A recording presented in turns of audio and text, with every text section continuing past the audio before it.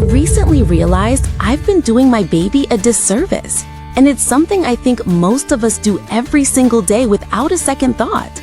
It's a habit born from love, from a desire to be responsive and helpful. But what I've learned is that this one tiny automatic habit might actually be holding our babies back. I'm Sarah. I'm not a doctor. I'm a mom on a mission to read all the parenting books and studies so you don't have to. Welcome to my little corner of evidence-based parenting.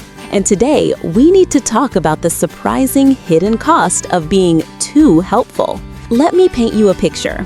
The other morning, my 10-month-old was on the floor playing. The sun was coming through the window. She was sitting on the soft rug, completely absorbed with this bright red ball. She was happy, she was focused. And then she reached for it, and her little hand just nudged it enough that it rolled away maybe a foot or so out of her reach. She let out a little grunt of effort, leaned forward, and stretched her arm out, her fingers just brushing the air. And what did I do?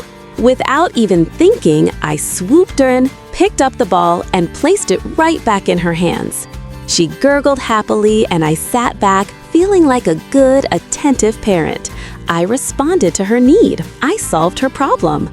And you might be thinking, yeah, that's what a good parent does. And that's what I thought too. But I've learned that I absolutely have to stop doing this. And here's why.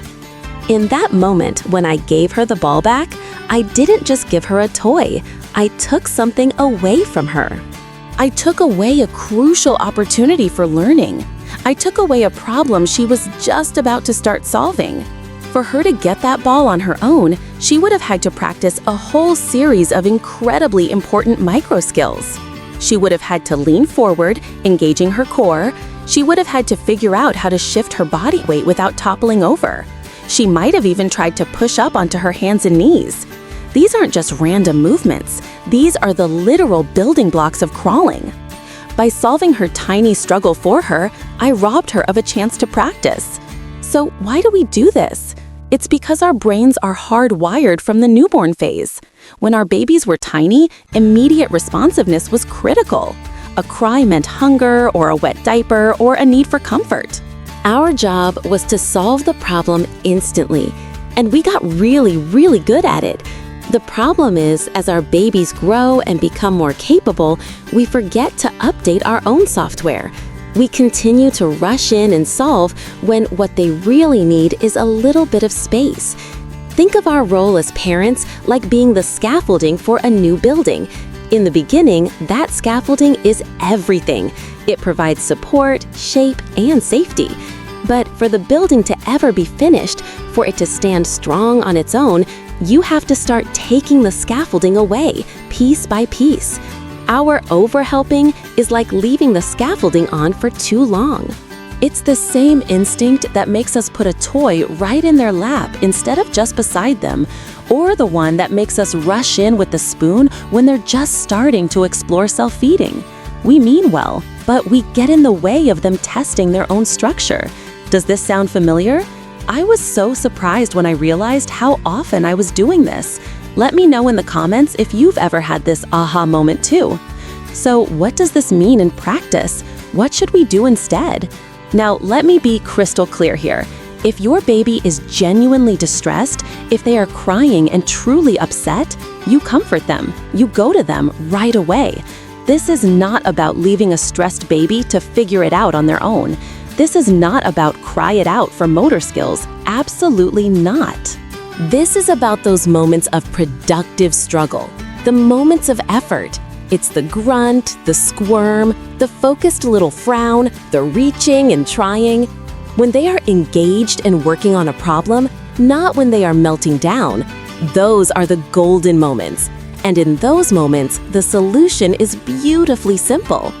When you see your baby in a minor struggle, when they are trying to get a toy, or roll over, or shift into a better position, all you have to do is pause. Just pause for about 5 to 10 seconds before you step in. That's it. That's the entire technique. It sounds impossibly small, but in that tiny gap of time, you are giving your child 4 incredible developmental gifts. Imagine that baby reaching for the toy just out of their grasp. First, the gift of balance and coordination. To reach, they have to use their core muscles and learn how to coordinate their limbs. What does this look like? It looks like that little wobble when they lean forward. They might even tip over onto their side. And why does this matter so much? Because every time they wobble and correct or tip over and recover, their brain is getting a lesson in physics. They are learning their own center of gravity. This is the foundation for sitting up unsupported, for crawling, and eventually for taking that first incredible step. Second, you give them the gift of problem-solving skills. When the first attempt to just reach doesn't work, their brain has to ask, okay, what's plan B? What does this look like? It looks like them trying to pivot on their bottom. It might look like them rocking back and forth. They might even get frustrated, look at the toy, look at their hands, and then try a totally new approach. And why does this matter? Because this is the birth of cognitive flexibility. You are literally watching them learn how to think, experiment, and adapt. This is the root of all future problem solving, from a tricky math problem to a complex life challenge. Third, you give them the gift of patience and resilience.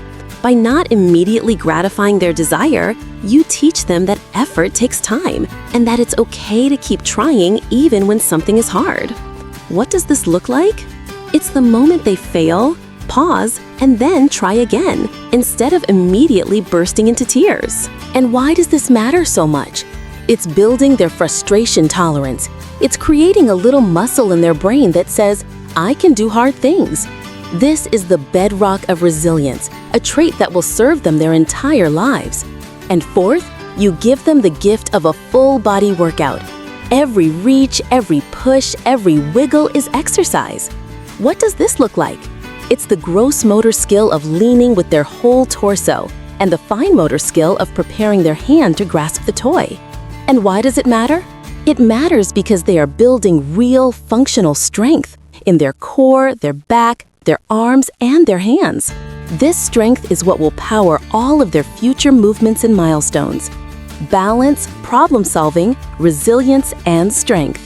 All from a simple 10-second pause. All from you resisting that powerful instinct to just help.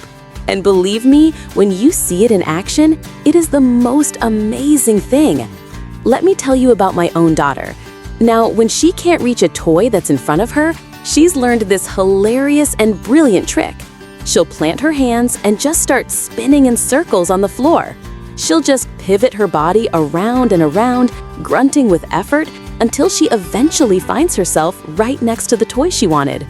The first time she did it, I almost cried. It wasn't just cute, it was a victory. It was her, all on her own, figuring out a complex, multi-step solution to her own problem. So the next time you see your baby facing one of these small, everyday challenges, trying to roll over, trying to get into a sitting position, trying to get that little red ball that's just out of reach, I want you to take a breath and remember to pause. Give them that space. Let them struggle a little. Let them experiment and fail and try again. Because when you do, you're not just holding back. You are actively building a stronger, more capable, and more resilient child. But helping isn't the only good habit with surprising consequences. The way most of us praise our kids, saying things like, "You're so smart," can actually backfire based on recent research. In my next video, I'll break down the right way to praise your child to build genuine confidence.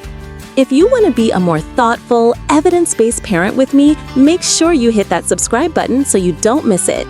Like this content can sometimes get lost in the algorithm, and I would hate for you to miss out.